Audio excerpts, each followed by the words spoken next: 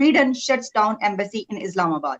कहा यह जा रहा है कि जो स्वीडिश एम्बेसी है वो इनडेफिनेट टाइम के लिए पाकिस्तान में बंद कर दी गई है। और इस वक्त की एक और बड़ी खबर जो कि पाकिस्तान से आ रही है, आपको बता दें, जो ये तस्दीक करती है इस बात की कि वहां पर हालात किस कदर बिगड़ चुके हैं। सिफारत खाने के ऑपरेशंस महदूद होने से सबसे ज्यादा तलबा परेशान है। 2023 में स्वीडन एम्बेसी पाकिस्तान के लिए अपने ऑपरेशंस बंद कर चुकी है और इसका सबसे बड़ा जो नुकसान है वो स्टूडेंट्स को होगा। जब आप खुद कहेंगे कि हमारे घर में आग लग चुकी है तो फिर आप उनको किस तरह ब्लेम करेंगे?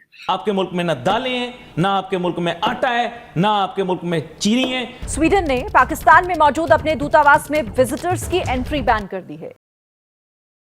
पाकिस्तान के लिए अचानक बड़ी बुरी खबर सामने आई है। वहां के आर्थिक और राजनीतिक हालात खराब हैं। आए दिन पाकिस्तान के कई इलाकों में एक के बाद एक आतंकवादी हमले हो रहे हैं। तो इसी बीच स्वीडन की सरकार ने पाकिस्तान में अपनी एम्बेसी को बंद करने का ऐलान किया है। स्वीडन का यह फैसला पाकिस्तान की मुश्किलों को और बढ़ा सकता है। स्वीडन ने पाकिस्तान की वर्तमान स्थिति को देखते हुए ये फैसला लिया है और इसके पीछे सुरक्षा कारणों का हवाला दिया है। स्वीडन के इस फैसले से पाकिस्तान को बहुत बड़ा झटका लगा है। दुनिया में पाकिस्तान की इमेज को भयंकर नुकसान पहुंचा है। इस खबर के सामने आने के बाद पाकिस्तान सन्न रह गया है और अब तक स्वीडन के इस फैसले पर पाकिस्तान की कोई ऑफिशियल स्टेटमेंट नहीं आई है।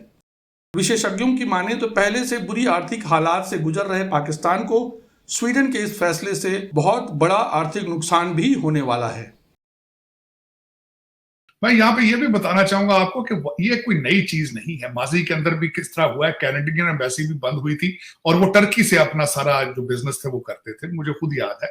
और मैं यहाँ पे ये भी बताना चाहूंगा कि पाकिस्तान के अंदर जितने ज्यादातर जो वेस्टर्न डिप्लोमेट्स हैं, I have a relationship with them. I each time I go to Pakistan I see them, I meet them. वहां बिलखसूस अमेरिकन एम्बेसी के अंदर भी उनके सिर्फ उनके फैमिलीज उनको अलाउ नहीं है। इस वक्त ज्यादातर जो है वो मुलाजमीन उनके एम्बेसी के अंदर रहते हैं सिक्योरिटी रिस्क की वजह से, और अगर बाहर भी रहते हैं तो वो बेचारे एक घर को लेकर उसमें अपने कमरे शेयर करते हैं, क्योंकि अभी तक you are still in the heart of Pakistan is a very hard station from that point of view. तो उसको अगर देखा जाए तो ये स्वीडन की एम्बेसी का बंद करना को पहली दफा ये इस तरह नहीं हुआ। माजी के अंदर इसकी मिसालें मौजूद हैं।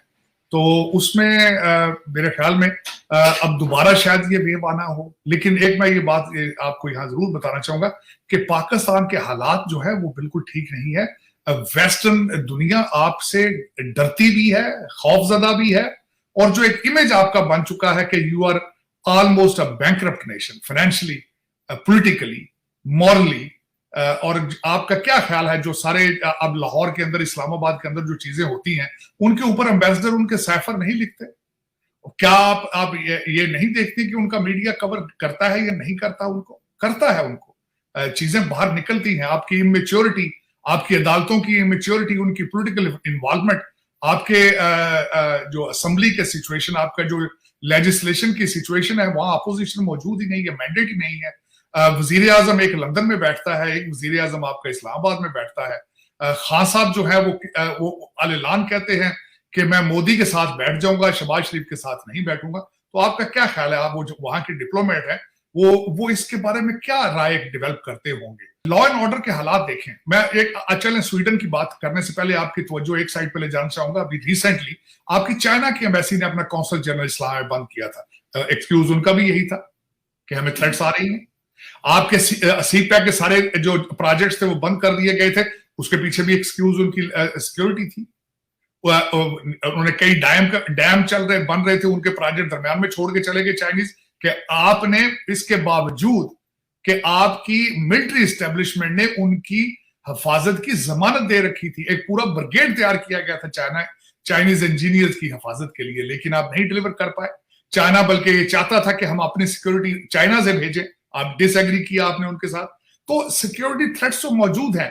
मुझे अभी मैं थोड़ा सा रेफरेंस आपको देना चाहूंगा कि जब मैं अमेरिकन जब था डोनाल्ड ट्रंप साहब की कैंपेन में काम कर रहा था, I was officially part of it. तो मैं पाकिस्तान मैंने जाना था, तो वहां अमेरिकन एम्बेसी की उनकी रिपोर्ट ये थी, उस वक्त डोनाल्ड ट्रंप साहब वाज इन पावर, तो उन्होंने वहां से ये आया था कि आपके रेड जोन के अंदर भी आपके वाकयात होते हैं लेकिन रिपोर्ट नहीं किए जाते।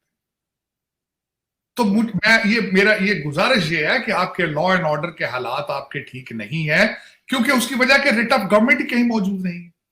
जब आपकी ब्यूरोक्रेसी को पता हो कि हमें पूछने वाला ही कोई नहीं है, जो मर्जी करें।